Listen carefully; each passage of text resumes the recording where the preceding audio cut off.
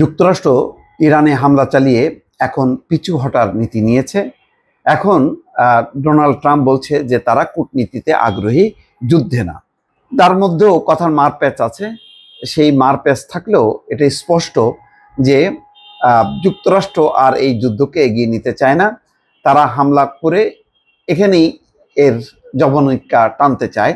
ইতিমধ্যে ইসরায়েলকেও সেই বার্তা দিয়েছে, যাতে ইরানের কাছে বার্তা পৌঁছানো হয় যে ইসরায়েলও আর যুদ্ধ করবে না। আর মার্কিন যুক্তরাষ্ট্র এখন সবচেয়ে আতঙ্কিত যে মধ্যপ্রাচ্যের যে বিভিন্ন সেনাঘাঁটি আছে, সেই সেনাঘাঁটিতে কখন ইরান হামলা করে বসে সেটি তাদের জন্য একটা প্রেস্টিজ ইস্যু হয়ে যাবে। ফলে এখন দ্রুত বেগে ডোনাল্ড ট্রাম্পের উদ্দেশ্য যে ঘটনা তারা ঘটিয়েছে সেই ঘটনার যাতে শোধ না তুলতে পারে ইরান। ইতিমধ্যে ইরান বেশ এগিয়েছে কূটনীতিতে। তার পক্ষে রাশিয়া, চীন, তুরস্ক এবং মোটামুটি শক্তিশালী আরব দেশগুলো তারা এই যুক্তরাষ্ট্রের এই হামলাকে পছন্দ করেনি, নিন্দা করেছে। রাশিয়া এবং চীন তো সরাসরি নিন্দা করেছে এবং এরদোয়ানও এখন সোচ্চার যে এই হামলার বিরুদ্ধে। এই অবস্থায় আন্তর্জাতিক কূটনীতিতে ডোনাল্ড ট্রাম্প বলা যায় ধরা খেয়ে এবং যাতে মার্কিন কোনো স্থাপনায় ক্ষতিগ্রস্ত না হয়, আঘাত না আসে ইরানের তরফ থেকে, সেই কারণেই বলছেন যে তিনি কূটনীতিতে আগ্রহী, অর্থাৎ কূটনৈতিক প্রচেষ্টার মধ্য দিয়ে এটা একটা শান্তিপূর্ণ একটা আলোচনা, যুদ্ধ থামানো যায় বা শেষ করা যায়, সেই কথাই তিনি বলছেন। দর্শক, যুক্তরাষ্ট্রের প্রেসিডেন্ট ডোনাল্ড ট্রাম্প মনে করেন পারমাণবিক কর্মসূচি নিয়ে আলোচনায় না বসলে ইরানের জনগণের উচিত সরকারকে সরিয়ে দেওয়া। তবে তিনি এই সংকট সমাধানে কূটনীতিতে এখনো আগ্রহী। হোয়াইট হাউস সোমবার এই কথা জানিয়েছে বলে এপির খবরে বলা হয়েছে।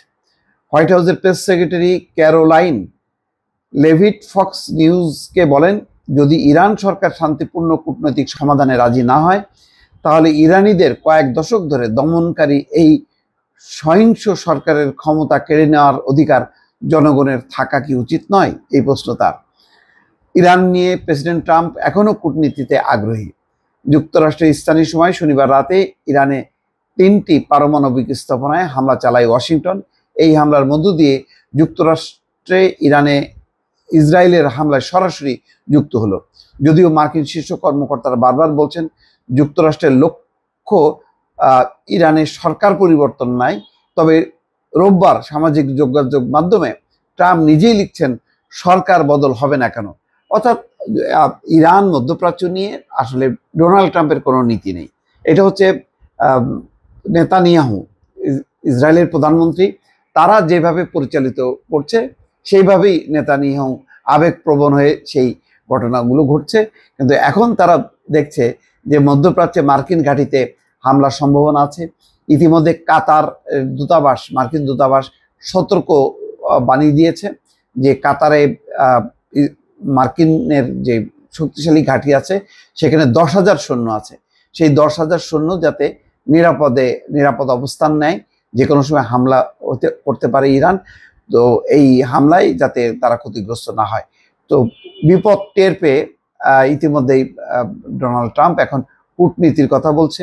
আবার পাশাপাশি এই কথাও বলছে যে যদি কূটনীতিতে আগ্রহী না হয় তাহলে ইরানের জনগণ যাতে সরকার পরিবর্তন করে। কিন্তু মোদ্দা কথা হচ্ছে যে এখন ডোনাল্ড ট্রাম্প কিছুক্ষণ আগে গণমাধ্যমেও খবর এসছে যে ইসরায়েলের কাছে বার্তা পাঠিয়েছে, ইসরায়েল যেন বার্তা দেয় ইরানকে যে তারা আর যুদ্ধ চায় না, তারা আর হামলা করবে না, ফলে ইরানও যাতে হামলা না করে।